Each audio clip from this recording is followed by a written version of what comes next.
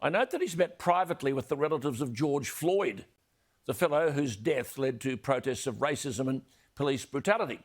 President Biden, Vice President Harris, Nancy Pelosi met with the family. It was in the Oval Office. And the family are urging politicians to pass police reform in his name, the name of George Floyd. Afterwards, President Biden said, though I somehow doubt his ability to articulate anything, so someone wrote for him that it was, quote, an inflection point.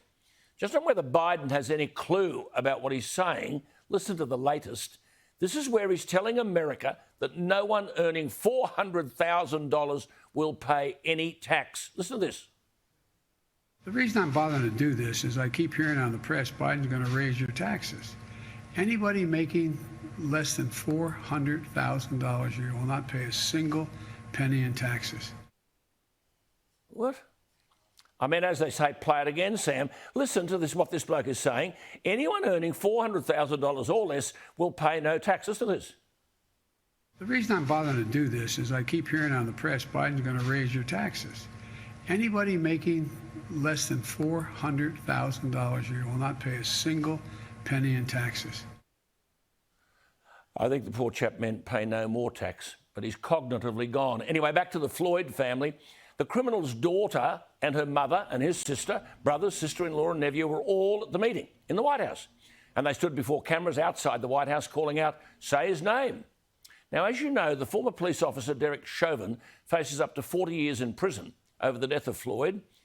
Am I permitted to wonder whether if this same George Floyd had observed the directions of the law, he might still be alive? He was arrested after breaking the law, passing a counterfeit $20 bill at a grocery store. No one condones police brutality, but the medical examiner did find that drugs in his system may have increased the likelihood of his death. Remember, this is a fellow whose family are celebrated in the White House, and they want legislation named after him. What message are we sending to people? Here's a bloke with a long history of crime.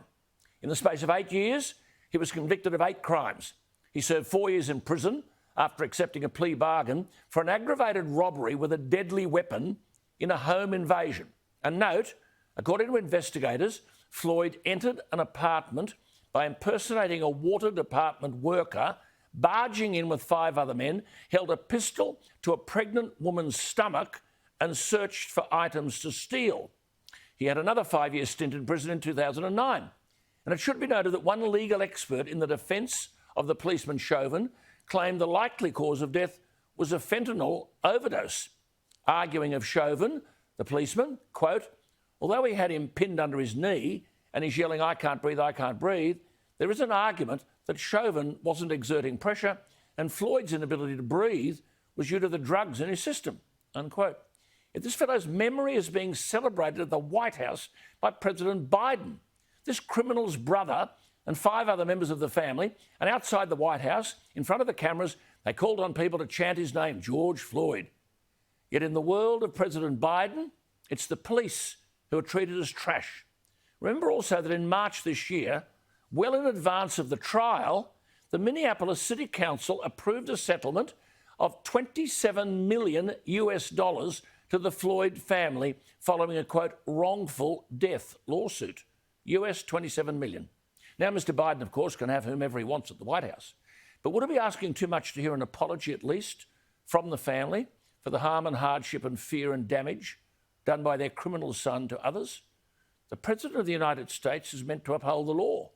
In all the discussion about this fellow George Floyd, is Biden seriously going to yield to the family of a criminal and pass police reform in his name? I can't think of anything more demotivating of a police force who face every day the violence and brutality practiced by this bloke, George Floyd. Decent Americans must be asking of Biden, which side of justice is he on?